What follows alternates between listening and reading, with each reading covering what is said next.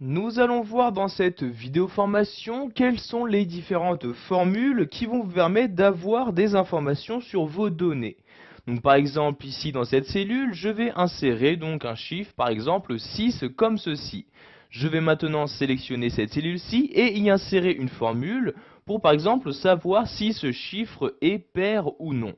Donc j'insère un égal, je commence à écrire ma formule donc EEST, donc j'insère ensuite un point et voyez donc vous avez ici automatiquement un petit menu qui apparaît pour vous afficher donc les formules disponibles suivant donc les caractères saisis. Donc vous avez ici deux formules, donc pour savoir si le nombre est impair et l'autre pour savoir si le nombre est pair. Donc vous voyez en cliquant une fois sur la formule, vous avez donc sa description. Donc par exemple est pair, la fonction donc renvoie vrai si le nombre est pair. Donc ici je vais par exemple insérer cette fonction, je double-clique donc dessus pour l'insérer automatiquement. Je vais maintenant sélectionner donc la cellule, donc sur quelle cellule je souhaite appliquer cette formule. Donc je vais l'appliquer sur cette cellule-ci, je clique donc dessus, ensuite je ferme la parenthèse et j'appuie sur la touche Entrée de mon clavier. Donc vous voyez ici j'ai comme résultat vrai, ce qui veut dire que donc le chiffre est bien pair. Donc l'avantage d'utiliser cette formule est que si je change de chiffre, donc le résultat de la formule va automatiquement donc s'actualiser pour donc s'adapter à la nouvelle donnée saisie. Donc par exemple ici je saisis donc à la place de 6, je vais mettre 3 comme ceci, j'appuie sur la touche entrée et vous pouvez voir ici que le résultat de la formule a bien changé. Il s'agit maintenant de faux donc, car la donnée n'est plus paire.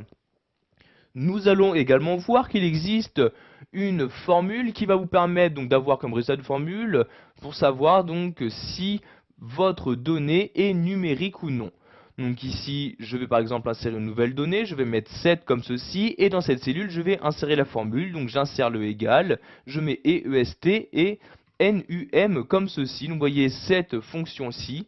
J'ouvre ensuite la parenthèse et je vais insérer la valeur. Donc ici, je sélectionne la cellule en question, je ferme de nouveau la parenthèse et j'appuie sur la touche Entrée comme ceci pour insérer ma formule. Donc ici, j'ai comme résultat vrai, en effet, donc 7, il s'agit bien d'un chiffre, donc d'une valeur numérique.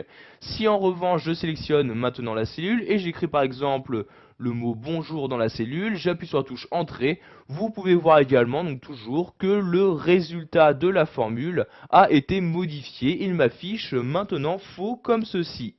Pour finir, nous allons voir une autre formule utile, une formule qui va vous permettre de savoir si la cellule en question est une cellule de référence ou non. Donc à cette formule, donc pour l'insérer, je vais tout d'abord sélectionner cette cellule-ci, j'insère un égal, je mets et comme ceci, REF, j'ouvre ensuite ma parenthèse et je vais encore une fois donc sélectionner donc la cellule sur laquelle je souhaite effectuer ce test. Je vais par exemple effectuer ce test sur cette cellule-ci, je clique donc dessus, je ferme la parenthèse et j'appuie ici sur la touche Entrée. Donc vous voyez ici, on m'envoie comme résultat vrai, ce qui veut dire que cette cellule est une cellule de référence.